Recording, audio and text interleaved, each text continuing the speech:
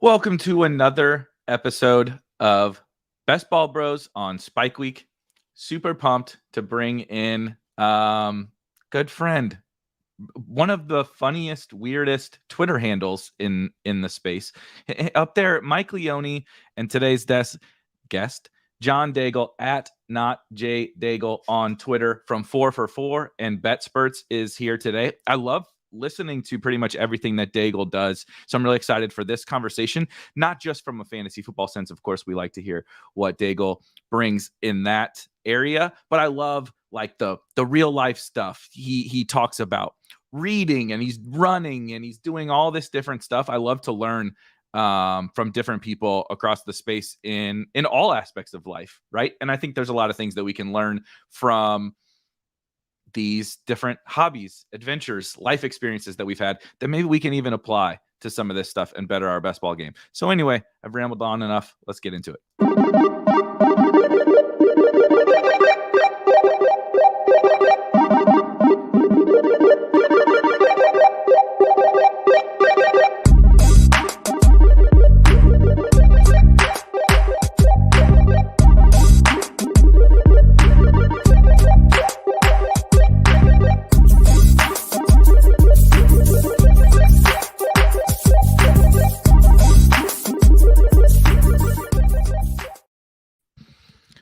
All right, Daigle. First question, everybody, how we kick this puppy off. The worst fantasy football take you've ever had.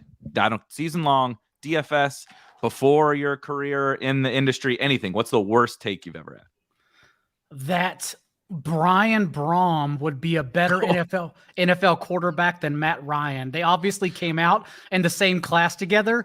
And needless to say, not only one of them was drafted in the first round. Not only one of them made it past their first year in the NFL, one of them is still carving out a prominent career in the NFL. That was very early on when I was still like finding my wings in the space, and that take wasn't going to get me anywhere. But really, what we do every year, I still do this nowadays. Like last year, we joke about the people who were concerned about Jonathan Taylor last year, and that person was me, honestly. And so like I take these bad takes and then I assess them year to year and say, okay, how do I improve on that? A couple years ago, it was actually like Stephon Diggs, even though I was very high on Josh Allen. How the hell does one person get there, right? So that's a correction I had to make, saying if I'm high on the quarterback, why the hell am I not high on the receiver as well? So we adjust these things as we go along, and luckily I got Brom over Ryan out of my life very early on.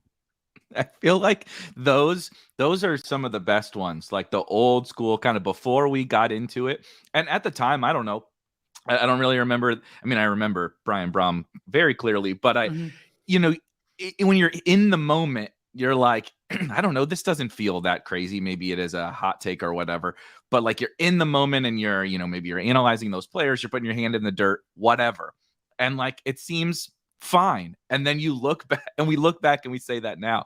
And Matt Ryan is literally, like you said, still carving out a career, approaching 40 years old or however. He's super old. Yeah. And we're still talking about like, oh, look, the Colts got Matt Ryan. He's upgrading their quarterback situation, so like he's so old, but he's still competent enough that we're like, oh, maybe this is an upgrade for this offense compared to the guy who basically played as much in the NFL as you. I still try to like be professional and stop myself whenever I'm just like shooting the shit with you and the ship chasing guys and just friends around the industry, because like it genuinely is unprofessional to just say like, hey, this guy sucks. Like that's just bar talk, right? But at the same time, like when I am just talking to my friends, sometimes I do admittedly get stuck in that kind of conversation. And that's the easiest way to explain why a person isn't doing well. And again, I try to stop myself doing that. But for Ryan, like I understand it's not sexy, but also like think about how great of an athlete, how great of a player you have to be to like carve out a starting quarterback role, one of only 32 positions in the entire freaking world, for how long he's done so. And fantasy football wise, last year played behind an Atlanta O-line that allowed a league high 40% pressure rate. Now goes to literally what will be the best offensive line of his entire career. That's all we're high on the Colts and Michael Pittman. But overall, like it is like as easy it is to say, well, yeah, that guy's boring, whatever. Like he's made obviously a very terrific life for himself. Yeah, I would say that he has. He's also really funny It's funny that he came up here because I wish I remembered who. I see so much on Twitter, so I don't remember everybody's, exactly who is posting these. But somebody posted like, we're so critical of quarterback draft prospects, right? A lot of this probably comes from like the Trey Lance stuff, even Zach Wilson, whatever, and like breaking them down from their statistical profiles and athleticism profiles and everything. And I know it's been a long time since the Matt Ryan, draft era, but you look back. So he went to Boston College, did not put up stats that like make you scream top 5 pick in the NFL. They were actually quite terrible. And he's like one of the least athletic quarterbacks. Like, his entire career, he's always been one of the least athletic quarterbacks in the NFL. And now we're like, we're bashing every player for X thing, right? It's like, oh, he ran a 4.6 instead of a 4.5, or he, whatever. And Matt Ryan was the perfect example that people are like, sometimes guys are just good at football. And like like you said, you joke about like, oh, I get into the bar talk of this guy sucks, or I love this guy, or whatever. But there is something to this element of like, I don't know, Matt Ryan is just a quality football player. Is he fast? No. Does he really have the strongest arm? No. Did he even put up that much production in college? No. But he's just good at this game. And so like towing that line, that's like the hardest thing for me, like by far. Is we all have our takes, right? But like towing the line of, look, I just think this guy's good, or I just think this guy sucks. And like, I want to balance and be humble about that. But I also like, I'm investing my money into this. You know what I mean? I don't want to be like, I think that guy sucks, so I'm going to put my money behind him just because, I shouldn't trust myself. And as we've moved along, like we've also learned throughout the years what we should and should not bet on, because the majority of the time, like those odds won't hit. Like small school receivers, perhaps we should bet on them. Sometimes their profile matches, but also like there are major blemishes. And like, this is a subtweet for Christian Watson, what's happening right now with his ADP. But we've learned practically like with Antonio Gandy Golden, right? Like it doesn't matter. Don't bet on small school wide receivers, because 98% of the time you're going to be right. Also, we're never going to get quarterbacks right. Justin Herbert taught us that. Ohio State receivers are basically lotteries, because like they train their receivers the same way. And so we just like legitimately struggle to rank them accordingly. And then Hawaii quarterbacks. That's my last one. As someone who used to stay up late, now I'm just old and don't stay up that late anymore. But during the college season, watching them, like we learned that run and gun, like run and shoot offense they have, it just doesn't. We lost Daigle. But I'm excited where we're headed with this Hawaii thing. If you're like me and Daigle and grew up watching college football, and maybe more importantly, playing NCAA football, Hawaii was the shit. I'm sure everybody remembers the Colt Brennan, specifically Hawaii.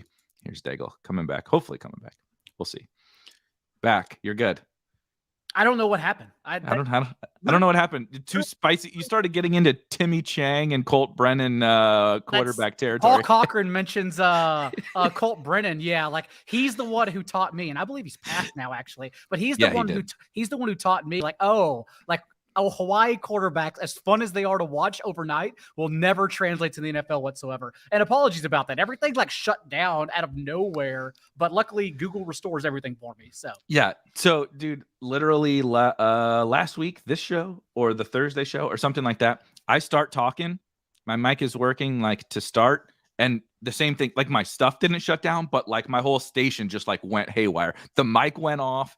Like I can't figure anything out. And the whole chat is just like, you're muted. I'm like, I'm not fucking muted. Yeah. I just don't know what the technology is failing, I should understand technology more given how many times I do this per week. And yet like things will still crash on me all the time. I just adapt to controlling the environment and chaos. So like this adapter I have, this is interesting discussion, by the way. This adapter I have that no one can see because we're live, it just crashes sometimes. It may crash during the show. So I've learned like the chaos routine of just like quickly pulling the cord and then I can be back online in 2 seconds and talking again. I don't know.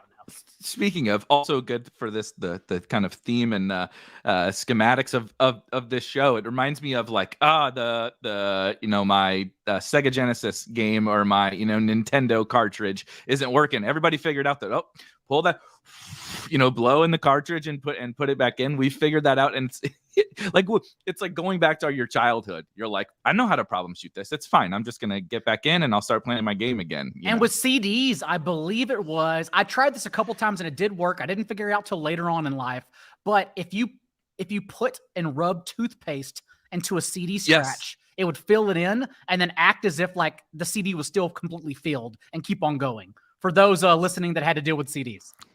Or those that are still listening to CDs. That's true. I mean, I there's think they're collectibles now, like vinyl almost. Isn't that so wild? I talked about this with somebody that I was like, I love like Pat Mayo's setup that he's always had because it has all the video games and kind of nostalgic things in the background. It's like something I wanna work towards, but that's so funny because it's like it's not really that different of a generation or a leap from like the video games we were just talking about to CDs. And like CDs was like that's like my entire childhood. Like you went and you bought CDs or you burned your own CDs off of whatever illegal downloading software that you used. It's like it all comes full circle to talking about fantasy football and being able to troubleshoot. You're like, oh yeah, well I just used to put toothpaste on my CDs and put them into my car. Is there something nostalgia that you would want to collect that you haven't started yet or you've been contemplating it?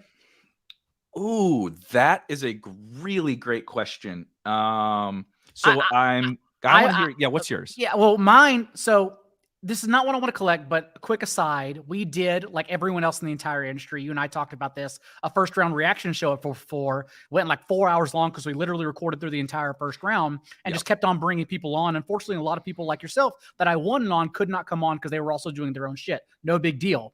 But we had Davis Maddock on, and mid-conversation, we started talking about Pogs. I think I made a Pog reference. Who knows how? And Davis just like looked at me. You could see his eyes were like went right over my head because he had never heard of Pogs his entire life. Well, I guess he's younger.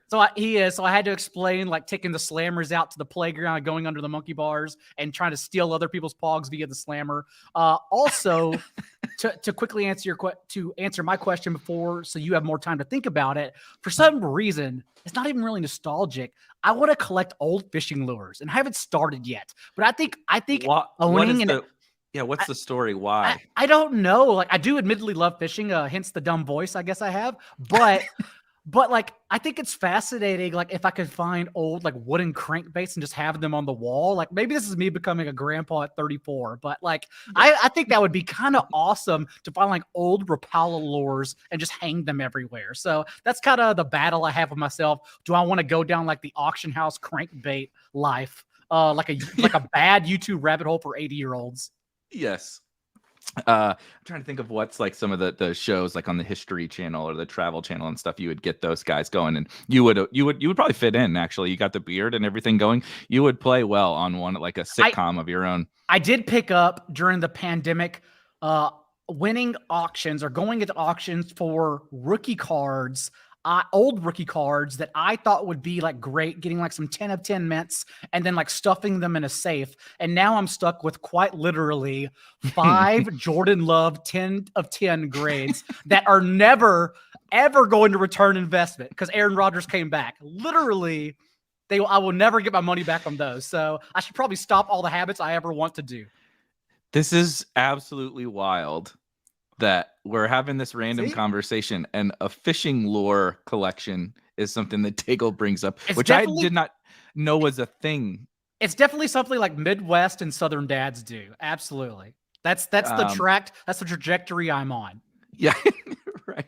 But Donovan in the chat says that his uncle has a massive lure collection. So maybe Donovan, you'll have to tag Daigle on Twitter and put him in touch with your uncle so he can get into this lure collecting streets. So I don't have a great answer, I don't think, but it's definitely two things. So I do already collect some of the sports stuff, so that's like not something.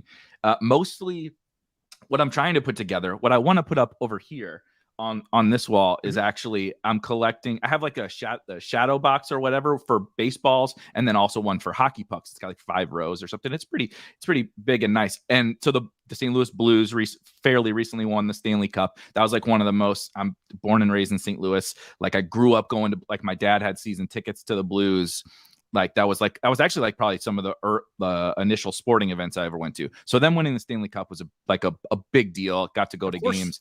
The city was it's awesome, right? And so I'm putting together a collection of autographed pucks from everyone that was on that team. That's amazing.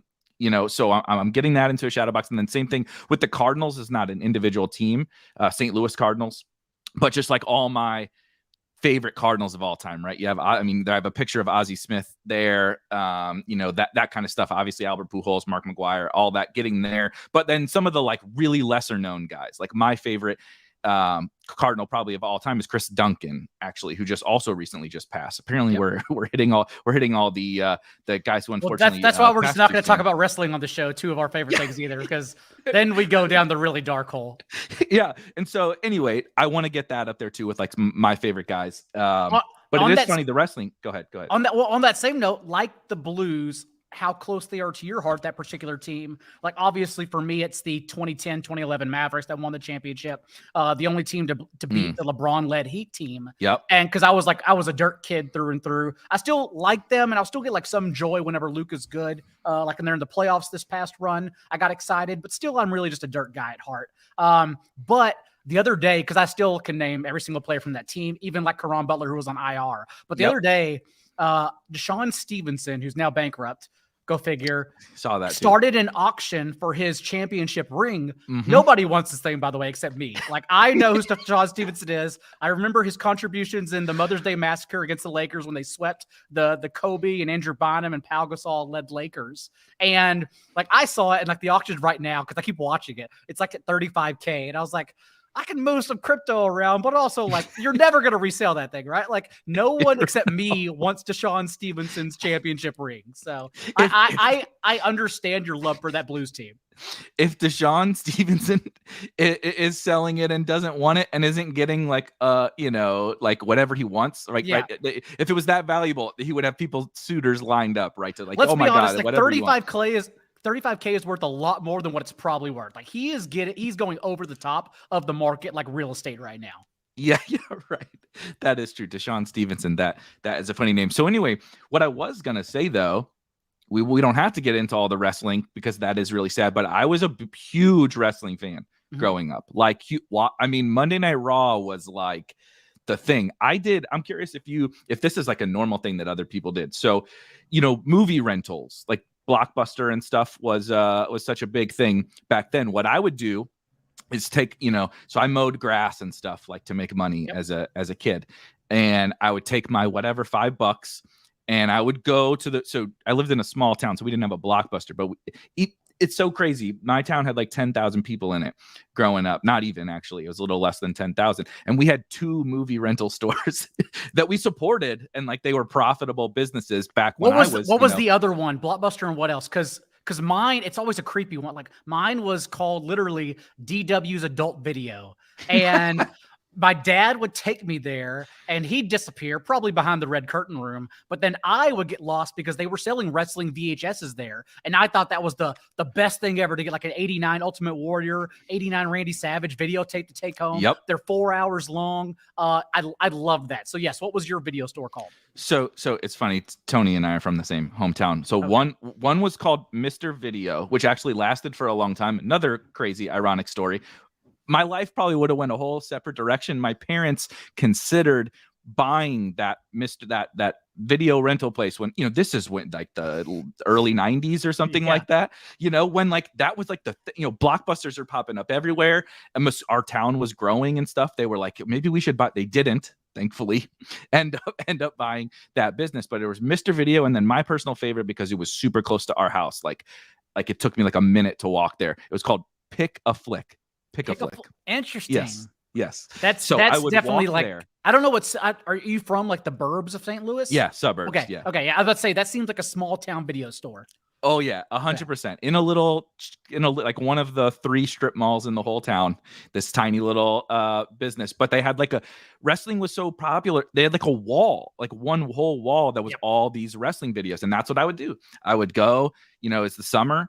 And if I wasn't out like playing baseball or basketball or whatever with my friends, I would go spend my money and rent like Royal Rumble 6 or you know, Oh yeah. what at WrestleMania 8, and like I would watch it like 10 times. I was obsessed, and so that transitioned into I collected all the like action figures.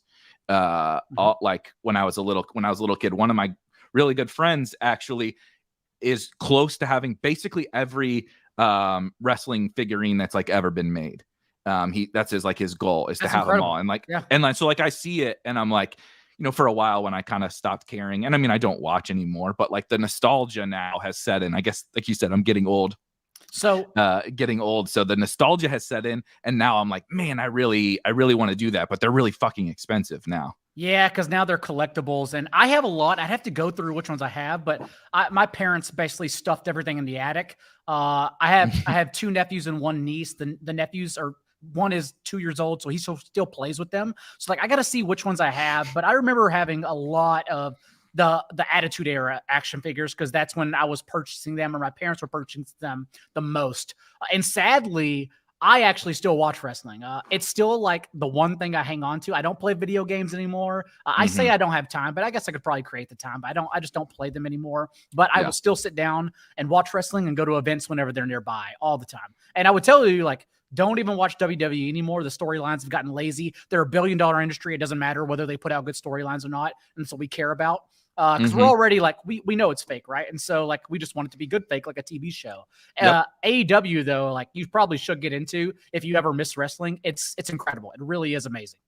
I've seen friend of the show, Blender, Jordan Cooper, who I used to do a separate DFS podcast with and still work with at Roto Grinders. He's huge. That's something that he's always been into it. I know. I don't want to totally speak for him, but I know that he's always been into it. But that was a thing that he just picked up like more passionately and like follows it really closely. Like you said, goes to events. He travels to go to events because that's just like the thing that he's always enjoyed it. Yeah. And like, you know, fuck it, might as well. Like, you know, you only get to live once. And like you said, he does go to, you know, he's not really messing around with the WWE anymore. So that's funny. I didn't really realize that was a thing because, well, ironically, back then, WWE actually had some small slip ups. I felt like when they lost a lot of guys to the WCW, which is funny. And some of the like promos and stuff that we're doing, you know, we're calling it Royal Rumble for Spike Week, but a lot of the like really good stuff comes from WCW.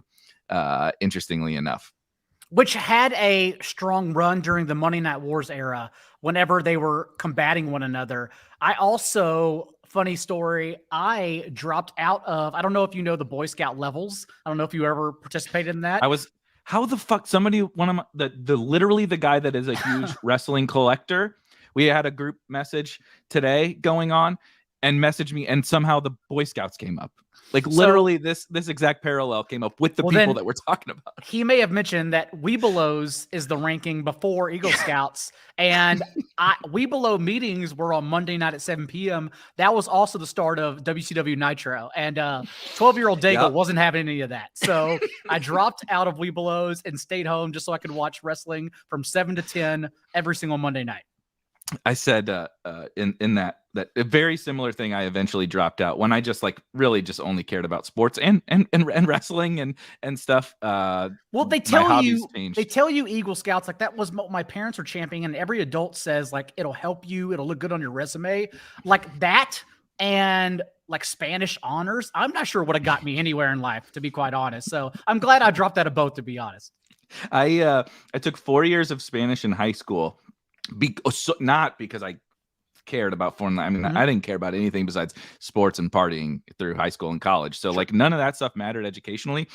But I knew that most of the colleges that I would go to, if I took 4 years, I didn't have to take a foreign language in college, right? So that happened. The school I went to for 2 years after high school, I didn't have to take a foreign language. Then I transferred to a different school for football, and I got there, and they're like, nope. We don't, those rules don't apply to us. And so I'm a junior at this school, having not done, like, didn't care about Spanish in high school. And I'm with a bunch of freshmen that I don't know at a new school or whatever, having to learn Spanish and you had to take an entire year of Spanish. And I'm so good at bullshitting, like kind of just bullshitting and talking like this, clearly. At the end, it's just like an interview. You just show up with the teacher and talk like 20 minutes in Spanish or whatever. And I guess that just like my natural bullshitting ability just like spilled over into Spanish, and he was can like, bullshit "Oh a yeah, different hey, language? I didn't even know that was possible." I mean, I can't speak a lick anymore of Spanish. Yeah, but because apparently,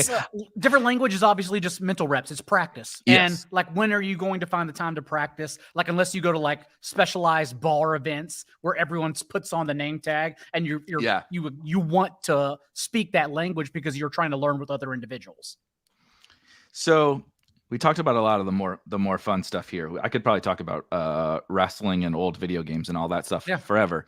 But what is the biggest thing you think right now, like from a fantasy football sense, doesn't have to be just best ball. Obviously, Spike Week is mostly best ball focused, that has like changed, or just maybe the most prominent thing when you think of like modern day fantasy football.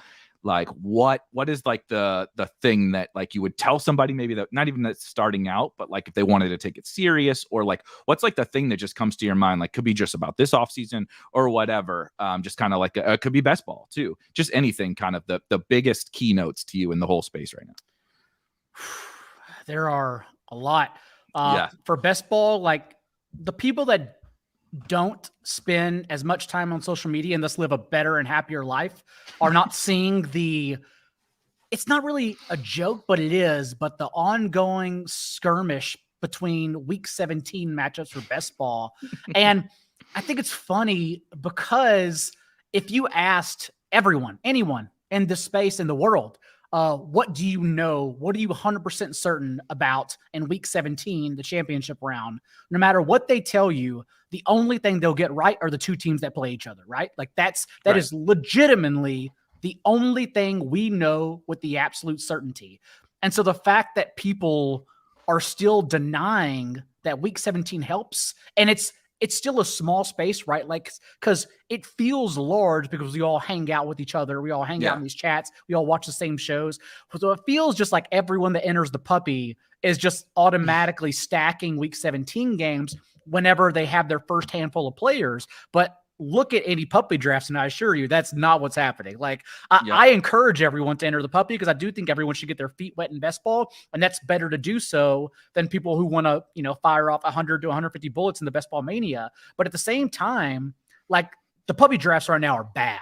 Like the structure, the construction, the proper construction is genuinely lost by a majority. And so we are still just like crypto. And don't get me started, because like I'm not like Davis, where I go on social media and I'll champion it. I do my own thing behind the scenes. Like Devontae Adams said, I run my routes. I don't put it on Instagram. Like, it's my job. Like, I'm never going to talk about crypto in public because I don't feel like fighting anyone. But but I do genuinely think we are very, very early to week 17 still. And so the fact people are still denying it is wild to me. Sharp people too. It's wild to me. And so I think go ahead.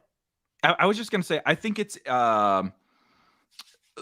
just the current example of the thing that people are just starting to figure out, right? It's like the early days of DFS. Like, if you go back then and look at like GPP winning lineups, even like live final winning lineups, you would laugh. Because no one knew what they were doing. Even the best players weren't that good. And that's how it is in best ball right now. Even the best players in the world are not that good because we just haven't really figured it's such a weird and unique game, right? And the long sample, blah, blah, blah.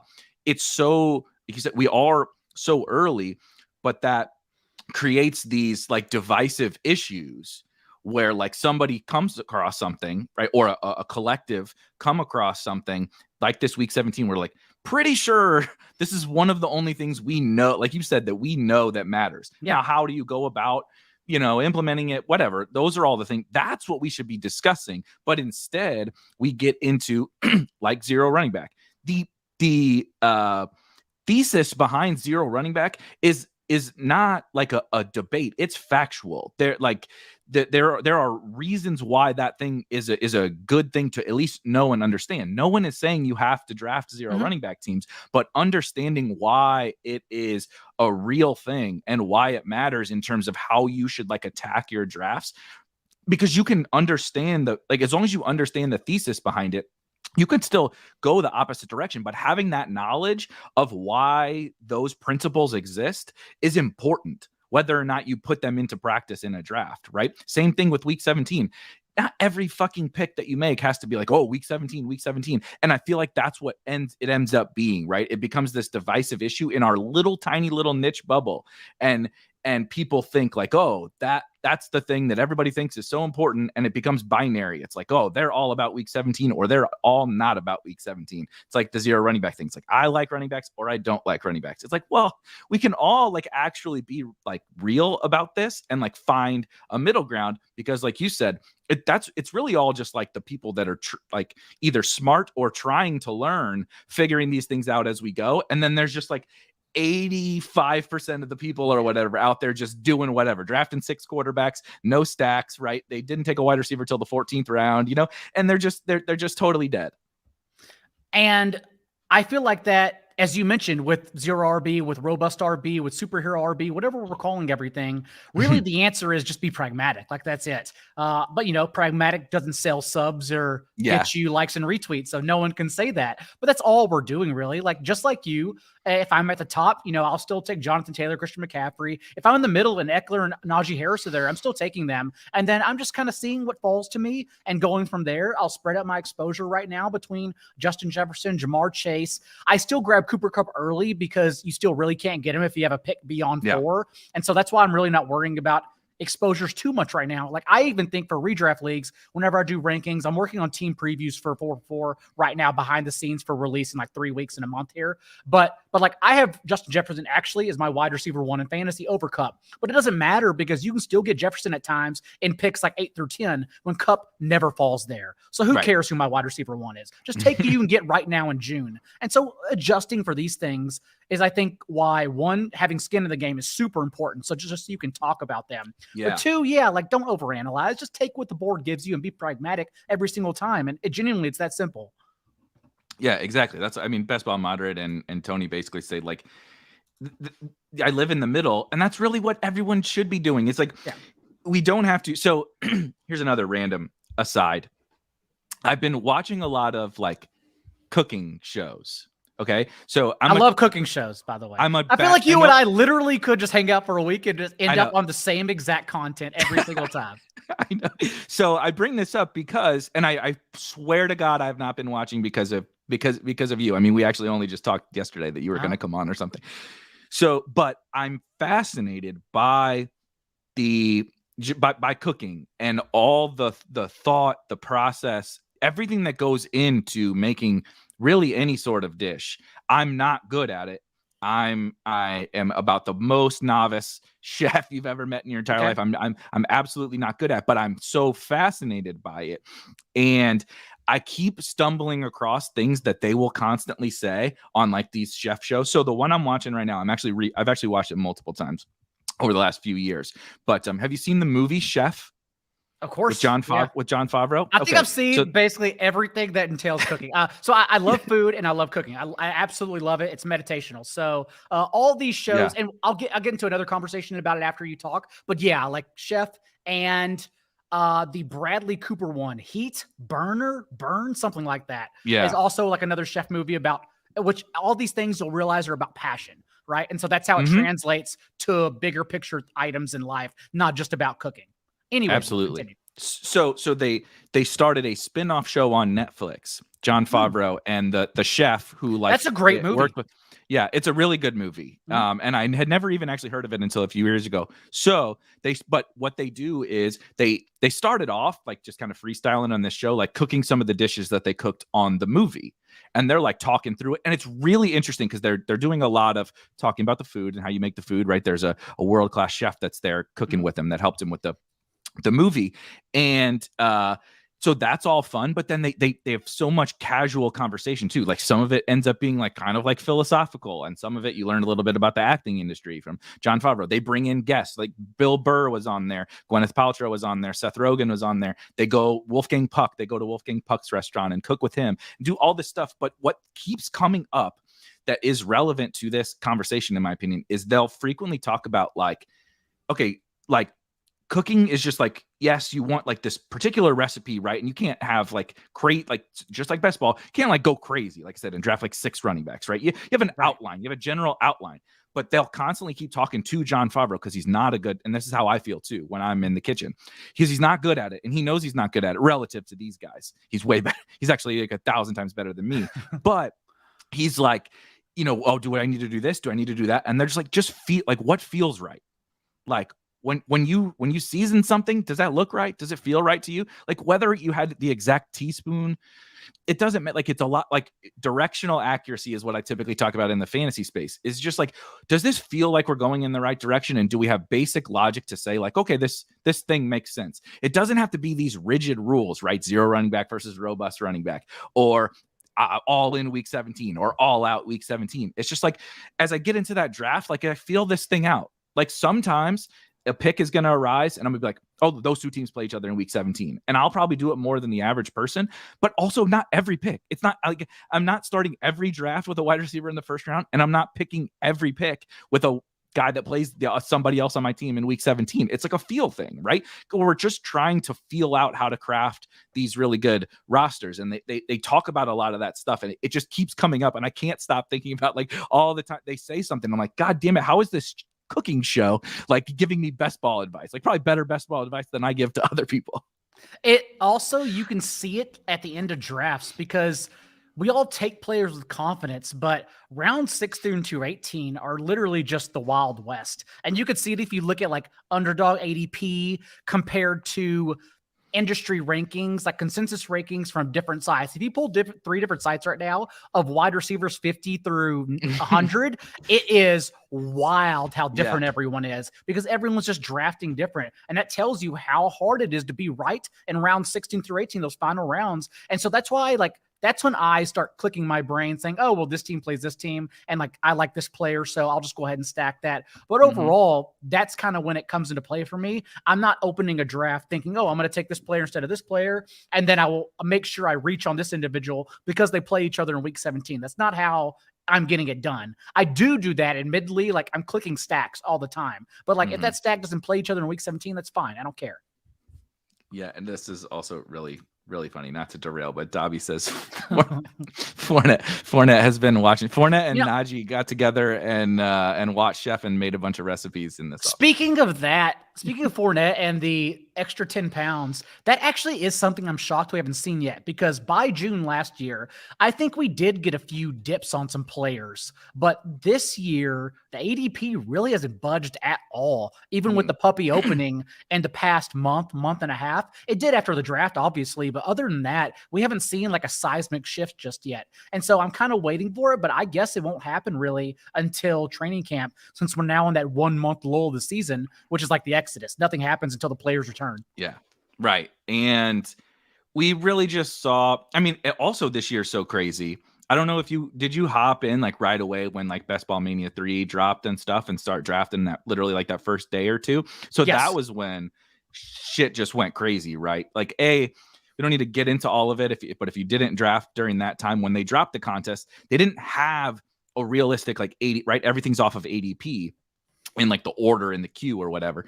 And so there's nothing they could do, right? They didn't have an ADP for this new season. So rookies, guys that had changed teams, it was very inefficient, right? So the Sharks all jump in that first, 2 days and just hammer all these guys, right? It was a lot of rookies, Chiefs, and Packers was original, like basically what it was, that were all mispriced. Broncos probably too. The big movers, right? The teams that changed a lot. And so came in and it was like, dude, it was like 2 or 3 days. And since then, there have been like very minimal movement. It all got snapped up so fast. And so we're just getting a little bit. Trey Lance is going back up. Deshaun Watson is going down. Cortland Sutton is like edging out Jerry Jeudy. Lockett's getting closer to DK Metcalf. Saquon Barkley's probably in the second round by now. He was in the middle third for a while. And Fournette and Connor bumped up because they were going like in the mid 20s for some reason. So yeah, they definitely, there's been some minor adjustment, but nothing crazy. We saw like last year. Remember, we were in August and Jamar Chase and Dak both dropped like 2 full rounds. Like, well, I guess I'm going to get these guys now. And so that's what I kind of been waiting for, but we've had nothing yet. But again, I guess I'm expecting it now to happen in training camp this year. Yeah. Yeah. And it's just, we've never been in this environment before. where like the first week of May or whatever it was, these contests drop and we have like fairly efficient relative to the information that we know right now, like fairly efficient ADP at the beginning of May. Like, you know, last year, like you said, it worked its way out. We obviously had the training camp stuff, but like, I mean, most of us weren't even like doing content around this stuff before then. I mean, I was still just like doing DFS baseball content or whatever, you know, NBA content and stuff. And then this whole space just took off so crazy, like you said, kind of July, August, September of last year, that we're still in a totally new and unforeseen environment. How are you approaching this offseason from a draft perspective, like total, not just best ball either? Like, are you still playing season long leagues? And if so, like, how are you kind of mapping out your summer, right? We have like 3 months to do all this. How are you kind of thinking through your plan? I have not had an off season. Like I've just literally been working around the clock. Still haven't had an off season, unfortunately. Hoping to get one at least in the next like 3 weeks time. Since again, players are going to leave OTAs by the end of next week, and we'll all be fine. But for me, the off season is really about all best ball content now complete at 44.com. Just wrapped up tiers, which are behind the paywall, but they're there for everyone if you're a sub. And then I will getting into redraft. I will still definitely be doing redraft teams. I love redraft personally. I know people are disgusted by the ROI. If you just like did the math on hours spent on that team and the ROI you get in return, like it's not worth it. I understand. I love the grind of it though. That's what I do, is I grind. So I just made a big dynasty trade this week in my longest running home league. Are you playing any dynasty or anything like that? What's funny is that I actually don't play. I think I play like 1 or 2 leagues, like industry leagues, and that's about it. I don't get into dynasty much, honestly. And I think it's because best ball has essentially replaced that for me. But I should, because I keep up with contracts and everything, so I definitely should, but I don't. I find it to be really fun. I don't know. That's I can't get outside of a couple of like home leagues that I've just been in forever, maybe a main event team or something like that. I can't bring myself, because of not even just like I don't give a shit about ROI on time. I mean, I talk about best ball year round. So like, and I draft best ball teams year round. I don't really care about any of that stuff, but I also like am competitive. And I know myself, and like you get to week 8 or whatever, and like if you're not seriously and I want to win, so if I'm not like putting in the full, if I know I'm not going to put in the full effort, you know, like you were talking about, you enjoy like that grind of week 8 waivers, or maybe if there's a trade or start sit decisions, all that kind of stuff. I know I do a show on Sunday mornings for DFS. It's like, that Sunday mornings, my priority is going to be elsewhere. And then like I'm doing content during the week. It's like, I just can't like wrap my head around still focusing on it. Like I said, outside of a couple leagues. And so Dynasty has a lot less of that. You know, there's not really that much. We have a hugely deep league with hugely deep rosters. So like your waiver wire pickups, you know, are like practice squad dudes. It's not like serious stuff. And so I find that, I think that goes a little bit back to like the childhood thing too. Like I grew up playing Madden, and it was like, you got Madden back to the house, right? Unwrapped it and put it in. And I'm like, time to fire up franchise mode. You know, I want to do a fantasy draft and put together my team, you know, all that kind of stuff. So I think that's where it still comes from for me personally.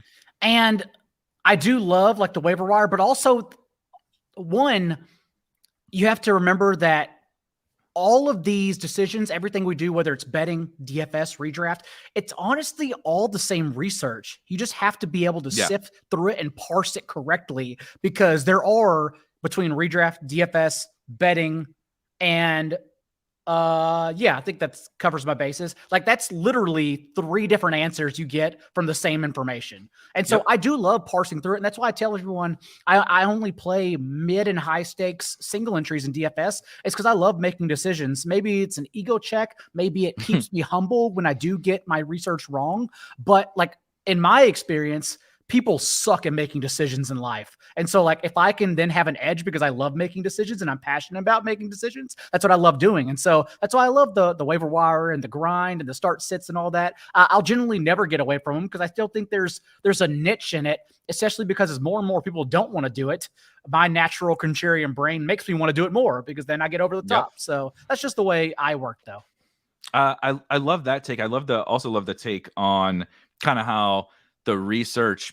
You're doing research through a different lens, but it's still all the same research that can land you in all those different areas. That's it. That's 100% what happens to me. And so it's funny with the sports betting stuff. I'll never consider myself to be some mega sharp sports bettor or whatever. I bet more overs than the people would tell you. Well, as you know, totals are the way to go. Like sides, and I still bet sides. That's like a fool's errand. Don't do that. Yeah, I do that. Don't do that. Totals though are still have an edge. You can still get advanced at totals.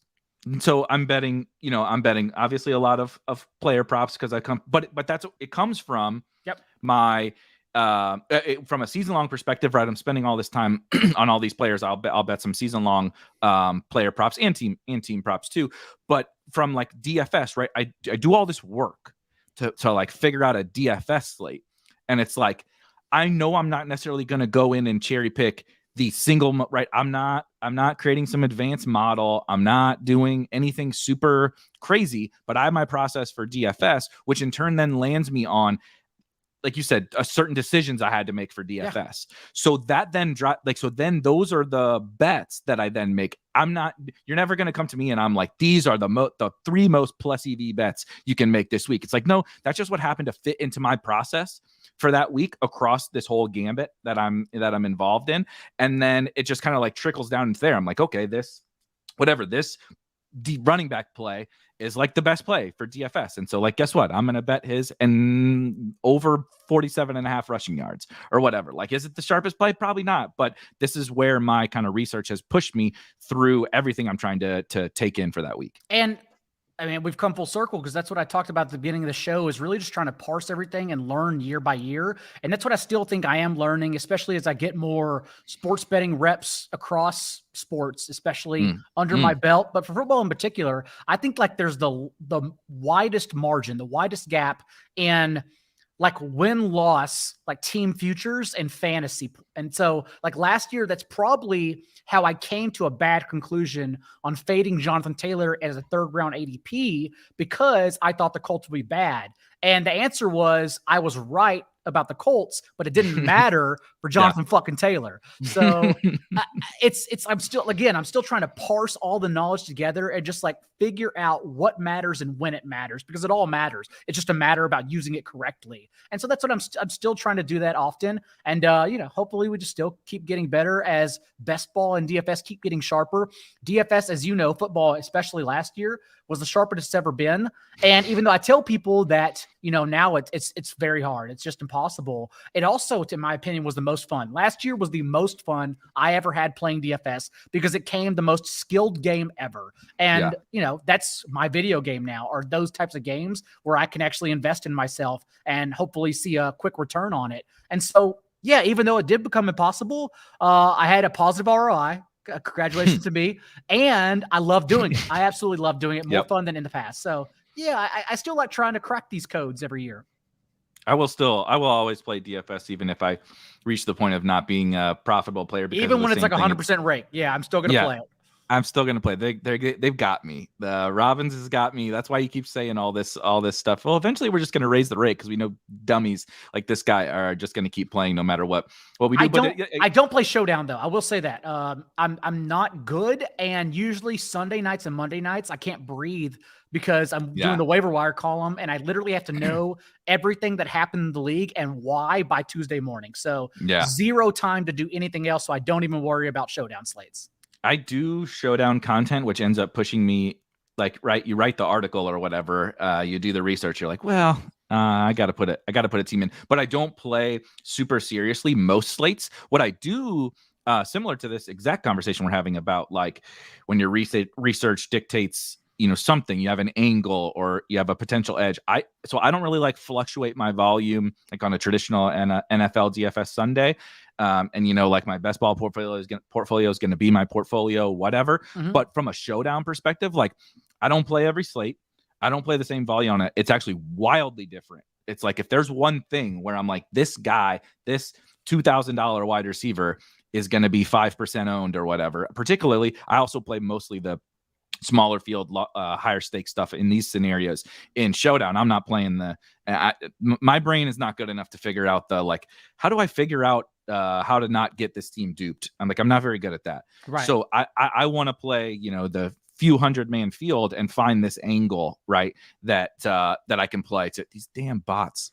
We get Daigle on here. You were going strong though. You kept on talking while muting the bots. I know. I misclicked. I almost blocked somebody else. KZ, shout out to I almost blocked KZ, and that threw me off. But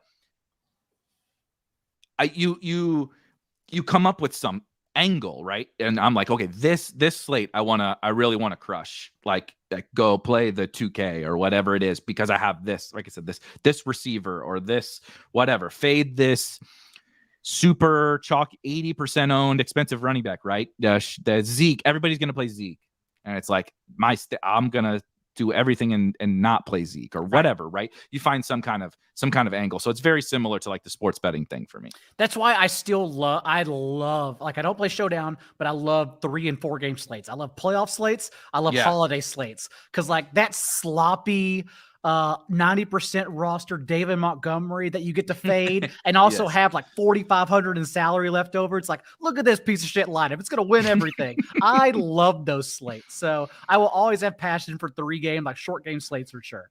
100%. Yeah. I mean, there's not much better than the Thanksgiving slate. The Thanksgiving slate, also you get to drink around your family and tweet through it. Tweeting through it is a huge perk. You just ate too much food. You're getting drunk with your family and you're pissed because you faded that. Or you played. Remember when it would be, oh my God, who's the Texans' old slot receiver that would be chalk on all these? Kiki QT. Yes, Kiki QT, the short slate chalk guy every time. And you're like, God damn it. I played 75% on Kiki QT and he had 2 catches for 30 yards or whatever. Every single game. Yep. Yeah, Christmas slate we have now this year. A pretty fun schedule. Week 16 and week 17 are going to be rough on your boy, because we get Christmas Eve stack games followed by 3 games on Christmas, and then the next week 17 is New Year's Day slate. It's gonna be rough, man.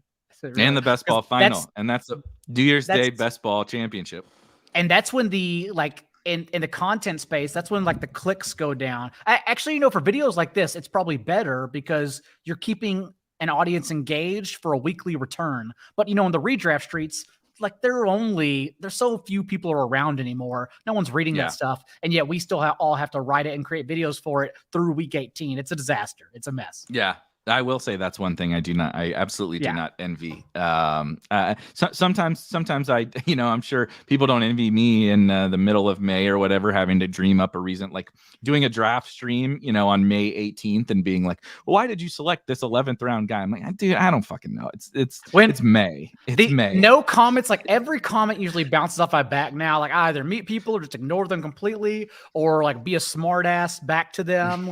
I usually just I have no emotions anymore. Poker and DFS have ruined my heart. But on Christmas Eve waiver wire, because that's when it comes out every single year. That's the way the holiday drops. The Christmas Eve waiver wire, when someone comments this guy's rostered in my league already. It's bro, it's Christmas fucking Eve. It's week 17. Who cares? I do not write this column just for you, and I'm ignoring my family, so go away. Yeah, how are you going to be Scrooge in the comments on a Christmas Eve? Like this person's putting out content and like you said, it's the same thing. It's that we would get that in DFS all the time, where it's I'm writing from the single entry, same thing as you. It's mid to high stakes, smaller field, that kind of stuff. So when I'm producing content, it's geared around that. If you want Millie Maker content, you need to go to someone else. Yeah. What I'm telling you, it not only does it not apply, it's probably suboptimal. You're actually going to play worse teams based on what I'm doing, because it's strictly totally geared towards this certain kind of contest. But you'll get the replies that is wait, what do you mean you're fading this? They're only going to be X owned. And I'm like, did you read the fucking article? And B, was that is it really necessary? If you didn't agree, just move on. That's the Ricky Gervais bit or whatever. He's why does everybody feel the need to be I didn't agree with you, and you're gonna fucking know that I don't agree that I don't agree with you. He's actually my comedic hero. He's gone down an offensive path. He's always been offensive, but he's gone down an offensive path recently. But I will say, like, in my opinion, still the funniest thing, it basically taught me comedy, was when I first came across the Ricky Gervais podcast with Stephen Merchant and Carl Pilkington. I still believe are the funniest audio recordings ever to be recorded to this day. And they're all on YouTube if anyone's interested. All you got to do is literally look up Ricky Gervais, Sirius XM, start there at the radio show, and then get to the iTunes podcast, and they are fucking brilliant. I am definitely going to do that. I'm always looking for new additions outside of the sports world. So that's why I appreciated that, our first like 50-60% was kind of really not talking about any of this fantasy football stuff. We both talk about it around the clock. So I like to think about it. I mentioned it, but it's like when you're just so engaged in this space, fantasy football, doesn't have to be best ball, right? You talked about waiver wires, all that kind of stuff, and you're just engaged and passionate about a space. I have these other hobbies and these other things that I'm listening to, a podcast like that or whatever. You take away stuff that applies to that, right? I talked about the cooking shit, watching people cook food, and I'm like, oh shit, that makes sense for best ball, Dude, have you seen crazy? Have you seen Chef's Table, the show? Oh yeah. Okay, I'm about to say, if you want like a life experience, like that show is about food, but it's not about food at all. It is literally just about how far will you go and where do your ideas come from. I love shows like that are genuinely just about passion more than the actual subject you're watching. Those help me out the most. So speaking of passion, you've been moving around a lot for the last however long. Mm-hmm. What's going on with it? You got to tell the Daigle nomad path story. How did this begin, and are you continuing this, or what's your living stitch, and what's your plan? I know you got a new job and all that kind of stuff. So I was curious how that's going. The short long version is 2 years ago now.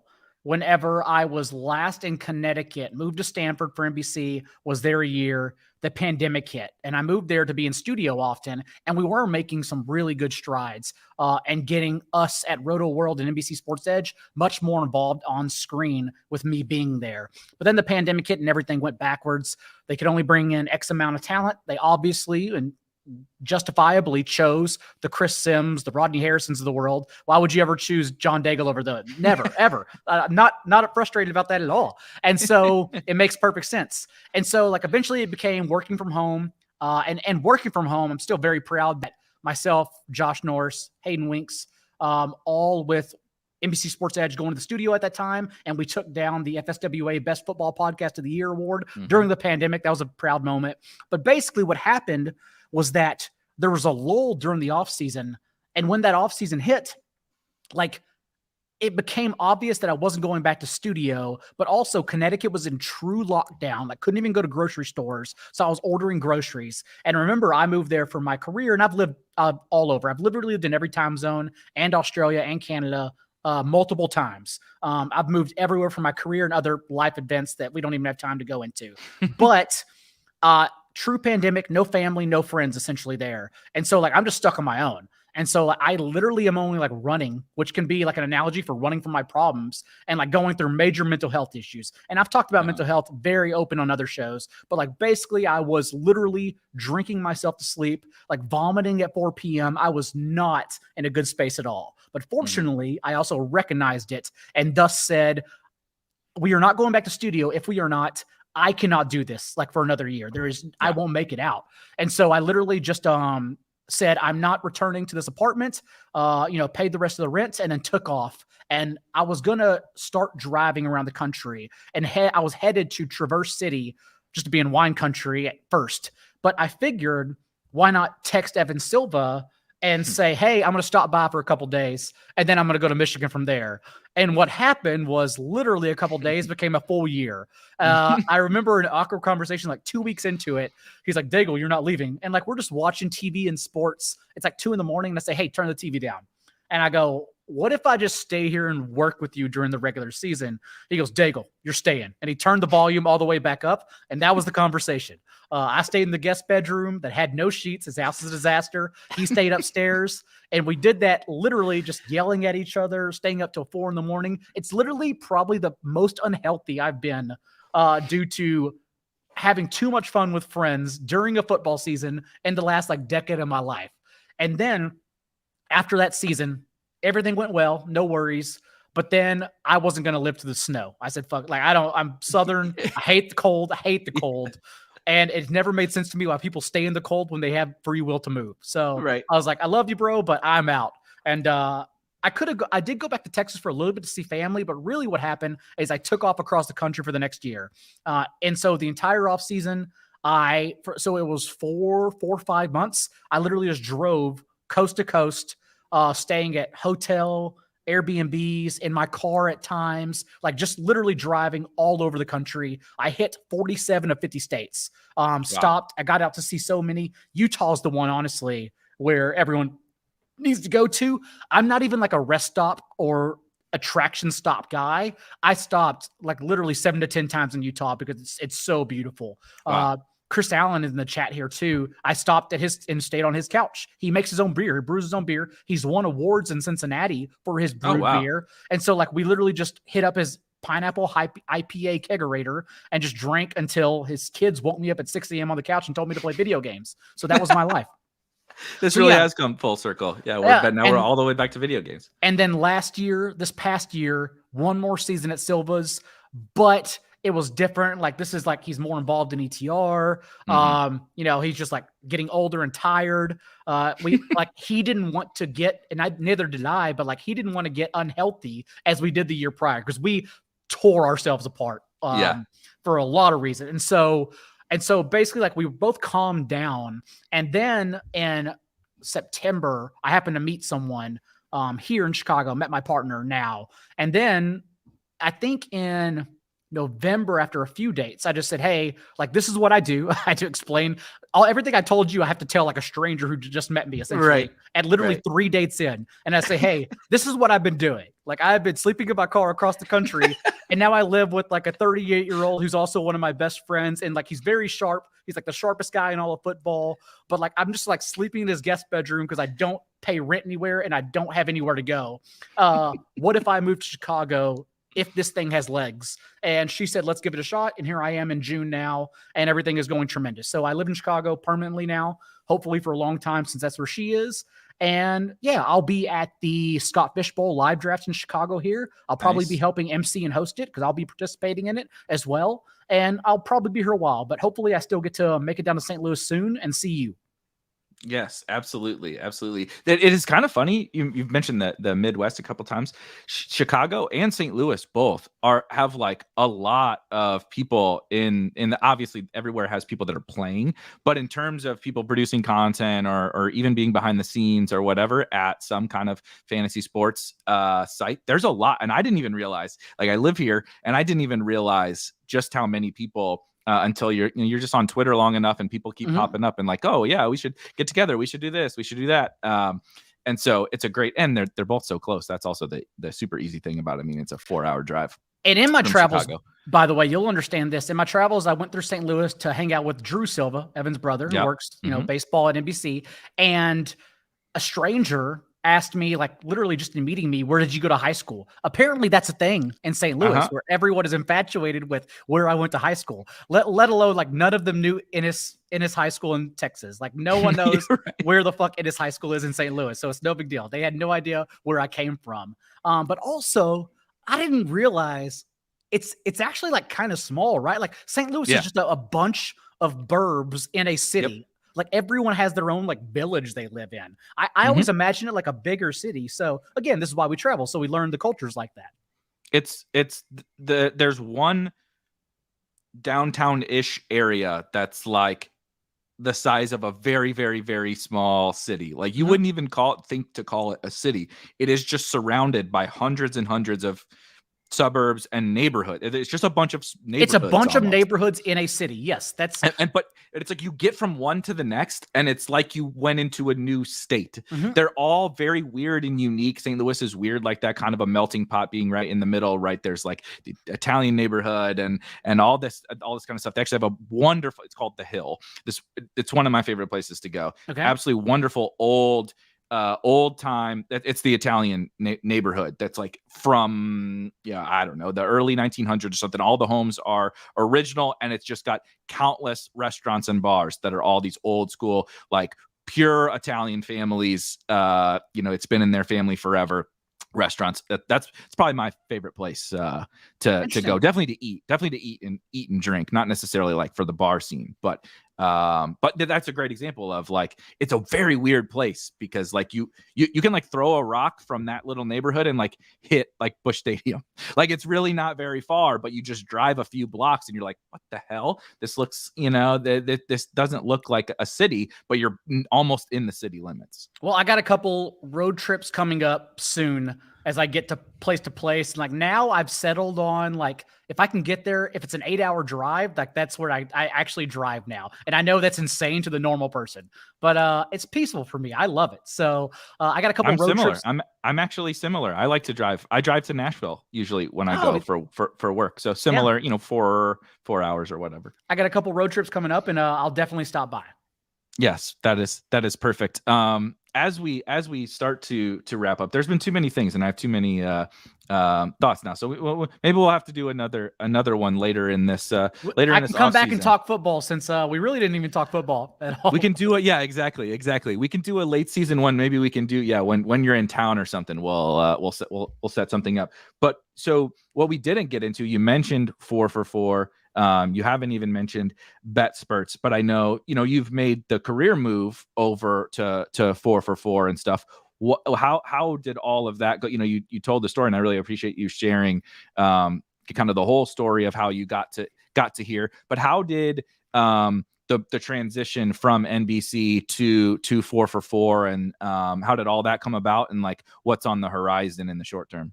NBC is an amazing place truly to work. And if you are fortunate enough to work your way up there, you can do that for the rest of your life. You really can. And I envy people who are content. And I'm literally not talking about anyone there, just anyone in life who's just like content. I went on Davis's show. I've mentioned Davis a lot actually now, but I went on the TakeCast and talked with him, and he even said like, oh yeah, he's a person like with no drive, like he's happy doing what he does now, and that's what he needs to do the rest of his life. And I really envy that feeling because like I'm the complete opposite, where I know I'm going to kill myself via my drive. Like I am going to end myself trying to get to the top and be the best. And it's a disaster, but that's just how my brain and how my like grind lifestyle is wired, and it's got me this far. So I don't plan on stopping soon. But in doing that then and not being content, you then ask like, well, what's the highest you can go, at least in this industry, like doing what we're doing, and that is ownership. Like that's the top, is to actually own a piece of something. And so that's what it genuinely came down to, is that definitely could have kept on with NBC, renegotiated my contract, and I left on terrific terms with everyone. I will be at the Expo in Canton this year, where they are host of a couple hosts, but they are hosting. I'm even believe this is not official, but we may be trying to work a panel, like an old comeback panel too, with all the guys, so I can sit down with Karain, Rotopat, and Denny again. But really, that's what it came down to, was I cannot be content in life. What is the next step? And that was the next step. So now with 4 for 4, who was obviously acquired by Betsperts under the umbrella that Betsperts also bought out Dynasty League football as well, and a fantasy life that Matthew Berry runs with Elliot Chris, good friend, underneath him. And so that's where we're at right now. We're all working together to see what we can do. And so far, so good, because I've never had the backing of the tools that 4 for 4 has. And like, honestly, Eric, you and Spike Week, your tools are shared in our Slack because you have a couple things we don't have, and we're very envious. Some very good tools over there. But no, just to have the tools backing my process before. So now what I bring to the table, this is important for me too, because I talked with a few companies that I'm very good friends with in situations. But really, like for me, what was important was that also at 4 for 4, everything I do, no one else does there. Like TJ Hernandez, John Paulson, Chris Allen, we don't overlap because we all have different brains and we all have different strengths. And that was so important for me. Like I don't really do projections, but I can work with projections. Paulson is one of the best at projections, and now I get to work with those. Hernandez is one of the best at game theory. Now I can add mine to that, also my player analysis, and just spin on everything for DFS purposes. So I love the fit because I bring something that they didn't have yet. And so that's why I think it works out best, because Paulson and Hernandez and everyone else I mentioned, Jennifer Eakins as well, none of us do the same thing. And that's what's great. Yeah, I love that. And I love very, very, very similar thing for me in terms of like the ownership thing. You know, I've worked in the space for long enough now and kind of bounced around doing some different things, and originally didn't. I told this story too on episode a while back that I wasn't in the content part of this whole company. I had no real passion to be getting into content, and then it was just kind of one of those things. I happened to be having success in DFS, and Cal Spurs, who no longer is CEO at the company, but back then, you know, he was my direct boss, and he was just like, why don't you do that? Like I was building the tools, like helping to build the tools like Slate IQ and stuff like that anyway. And so he was like, why don't you like just like write something or do the show? And the next thing you know, it kind of like just snowballed into it, and I really started to enjoy it. But then you work for long enough in the space, same thing as you. I would call myself in the middle between you and Davis. I'm not like, definitely not like content, but that led That's me healthy. to, That's the healthy middle. Yeah, That's where you should be, honestly. I definitely don't know that I'm a healthy, but I think that having the enough of a similar kind of drive and motivation as you do led me to be like, I also like have like kind of that startup-esque brain. Like I'm always thinking about ideas and all that kind of stuff. That's like you mentioned the tools and stuff. I like that. That's what I like to do, is think about these new ideas and stuff. And so I basically approached the best ball thing. I was like, look, this is the space I think is going to blow up. This is my bet. I'm willing to like bet, you know, like my job basically on it, but I want some ownership into this project, right? I understand that working for a 4for4 Betsperts, working for Roto-Grinders, Better Collective, right? It's not like me running my own startup, but there's also perks to that. You know, there's a lot of infrastructure and stuff that I know. I built a startup before. There's shit that you got to do that you do that nobody wants to do. And it is awful, right? Or you got to pay somebody, right? At go on Fiverr or go on Upwork or whatever, and pay somebody to do it. I don't have to do that here. So there's like this middle ground that can be found in you know what you're doing and what I'm doing. So I totally respect that.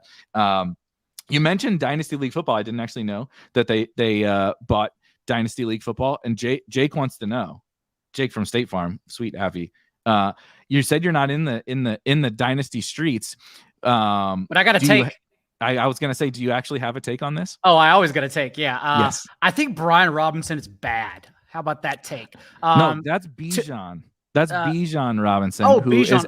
is at Texas. Oh no, still. I don't have a take on that. Then Okay. I have no idea about Bijan Robinson. I was ready to torch Brian Robinson to the ground. So apologies to Brian Robinson's family. Yeah, I was setting that up because I want to ask you before we wrap up. I know it's early in the off season and all that. If you had to like stake your brand to like a take, right? I did this with freaking Trey Lance and Darrington Evans last year. Obviously, both failed about as spectacularly as you can fail. But if you were to say, I'm hitching my wagon to, it doesn't have to be one player, it could be a team, stack, whatever. Who do you feel like that is for you right now? Who are you hitching your wagon to for 2022? Good player, because like if you ask me like my favorite late round selection, it's Kendrick Bourne, but I'll be damned if I stake my entire career I like that. Yeah. to Kendrick Bourne. That's how terrible would that be? I guess like my good takes would be, I have 3 of them. My good takes is that I think we're still too low on Cam Akers, because everyone is assuming last year was how they'll use him, when that's not true at all. Like he was brought back injured. And remember, they brought him back all because you have to be active in an NFL season to make sure you get your pension. And so they literally activated him to get his pension, but then to still give him that share of touches, which he was terrible with, obviously. Multiple fumbles, 2.4 yards per carry. But also remember, he only had one fumble for his entire career at Florida State. That's not his issue. And he had multiple in only 4 games last year. So we're not worried that that's the Cam Akers, right? I expect the same one that handled 81.5% of the team's touches in the postseason run to return this year over Darrell Henderson, who's already injured at OTA. So I love Cam Akers. I think Cam Akers is a better selection than and I'm not taking him here because, again, it's about having skin in the game and where I can get him. But I do think like he'll ultimately be a better pick than Nick Chubb, Saquon Barkley, and Zeke Elliott. So I'm very high on Cam Akers. Take number 2 is that I have Stephon Diggs over Devontae Adams. I don't know if that's even a hot take, but I do want to point out that remember 2 years ago, whenever I was wrong on Stephon Diggs, he led the entire league in targets, catches, and receiving yards. And then last year, he was drafted in the mid-first as if he was going to sustain that production when he clearly wasn't going to. That's not how regression works naturally. But even though he didn't get there, even though he finished as the wide receiver 10 in fantasy points per game, the opportunity actually was there in that 9.7 targets per game, and he led the entire league in end zone targets. Also, his rate of throws 20 plus yards downfield increased from 9% to 17%. But again, the results weren't there. So now he's getting double discounted, even though the opportunity was there. So fuck that. We're going Stephon Diggs over Devontae Adams all off season. And then I had one more. Maybe I don't. Don't say CEH. Oh, the one player I will stick my wagon to. And this is pretty obvious, but like I think Michael Pittman could probably be a wide receiver 1. He's being treated as a mid wide receiver 2 when I think he should be drafted as a low end wide receiver 1 because he already showed us he can do that from worst quarterback play when he was the wide receiver 7 in fantasy points per game for 9 whole weeks through week 9 until Carson Wentz became Carson Wentz again. And so now with better quarterback play, after already seeing the 14th most targets in the league last year, we expect him to be even better. So why doesn't he have top 5 in his range of outcomes and as a third-year breakout option? And so, if you told me to bank on one player, it's definitely Michael Pittman at that position. I love that. And that's a fun one because he's actually quite a polarizing player in drafts. You kind of have people that are bullish on him, and obviously the opportunity, there's almost no one with more potential opportunity, upward gaining opportunity than he has with basically, I actually really like Alec Pierce as a football player. But he's not going to come in and, command 12 targets away from Michael Pittman every week. And so, you get the Matt Harmons and such of the world. He just recently posted a reception perception of Michael Pittman, and it was just basically nothing but gold stars, all over the place. So you get some people that don't love him. Think he's overpriced, but I love those kind of guys. I love to kind of hear kind of the different angles on individual players like him. And that's why it's important to note that he was wide receiver 7 through week 9 because he showed us his range of outcomes, right? We now have a proven ceiling that's not being accounted for. And that's why I think we should go overweight on him and be higher than industry consensus. That's what I got wrong in... Oh, there was one player last year. No, that's why I also like Marquise Brown this year. That's what I keep going back to because already the targets he saw 20 plus yards downfield as a deep threat, have never been more accurate than what he's going to see last year. Kyler Murray led the entire league in completion rate on throws, 20 plus yards downfield. 49% of his passes downfield were completed. And now he gets his old teammate in Marquise Brown, who has never had that quality of targets from Lamar Jackson. So it's actually the perfect situation about what these players do best finally fitting together now, since Marquise Brown is a better Christian Kirk that has proven he can be a wide receiver 1. Marquise Brown was actually the wide receiver 6 through week 10 until Lamar Jackson got injured last year. So again, ceiling outcomes. He's proven that he has a top 10 ceiling. Why isn't he being treated as such? Instead, he's being drafted around wide receiver 22 or 23. So also very high on Marquise Brown.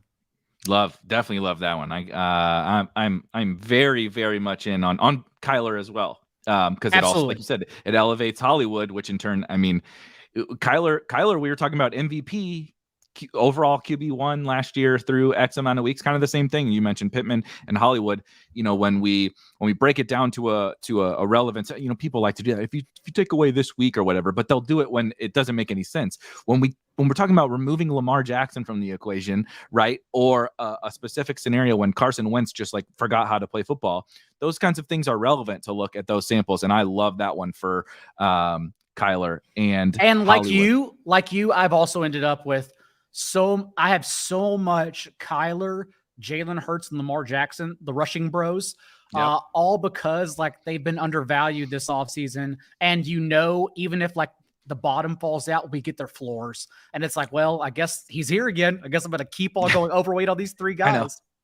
I know. It's a blessing and a curse because those are just the guys that make so much sense. It happens at a lot of other positions too, but we talk about it a lot during the offseason. Like these are small loss, big win players. Yeah. Right. Like all three of those guys could be the quarterback one. Am I projecting them? No, but could absolutely be the quarterback one. And it's actually a fairly easy path for them to do it. And even if they fail, Jalen Hurts was bad last year. The Eagles ran the ever-living shit out of the ball last year, and Jalen Hurts was an awesome fantasy literally an awesome fantasy quarterback. We've seen Lamar, we've seen Kyler do it. So like, I just want those guys. And then I'm just going to let the chips fall where they may. To your point, the Eagles last year had the second highest run play rate from neutral game script from week 6 on, and Jalen Hurts still was a top 12 quarterback in all but 2 of his starts. Like he's going to get there every single time. That is so crazy. So as we wrap up, you committed to Rob mentioned here in the chat, is Daigle ready to catch a GTS in the Spike Week Royal Rumble? Daigle, we haven't announced a lot of other, Overzet and Kareem and such have been into some of these promos, but well, I guess we'll just Daigle is going to be joining us in the Spike Week Royal Rumble here coming up pretty quickly. So it's fitting that we got to talk about some wrestling before we get into a best ball version of our wrestling Royal Rumble. I'm still not quite sure how that works. That's probably how it's supposed to work. That's exactly right. But I know I show up and draft and talk shit with everyone. So I feel like that's what we always do. So no big deal. Exactly. It's definitely being secretive for a reason. It makes it fun to do some of the wrestling promos, but it's obvious it's going to be pretty straightforward. I'm sure everybody can figure it out. Anything else? What's coming up? What's you mentioned like previews and some of that stuff. What else you got coming in on the horizon? Oh, I will announce over the next week, and I haven't even announced this to our podcast listeners just yet. Nice. But if you subscribe to The Most Accurate Podcast, the podcast I host every Thursday, usually with John Paulson, he's on vacation. Tomorrow, coincidentally, it's going to be Matt Harmon talking about potential breakout options at wide receiver with me, in particular Michael Pittman. But when you subscribe, also review, because for the next week, I'm going to tally them. For the next week, the best comment in the reviews for the podcast, you will win an entry in the Scott Fish Bowl, which Scott Fish has been kind enough to gift to me. So best comment over the next week, Thursday to Thursday, on the Most Accurate Podcast feed. Subscribe as well, gets you that coveted Scott Fish entry. So that's going on. And then also 44.com, best ball tiers, best ball rankings. It's all up. It's the same thing we fight about here on Spike Week, who is also doing amazing best ball things. So stay tuned. Much appreciated. And for everybody else, make sure go and review. I mean, if anybody if not super familiar or just hasn't even been in the Scott Fish Bowl before, just an incredible thing that Scott puts together every year, and you won't regret being involved, basically. So it's a total. People take it very seriously. Seriously. It's so people funny. People forget that it's for charity and instead yell about clock times and picks and strategies. People take it very seriously. So funny. But thanks, Daigle, for joining. For everybody else, I will be back regularly scheduled time tomorrow, mostly talking some strategy, and then we'll be back on Friday to do some more drafts. So for myself and for Daigle, for my dogs that keep popping in and out all over the place, for Daigle's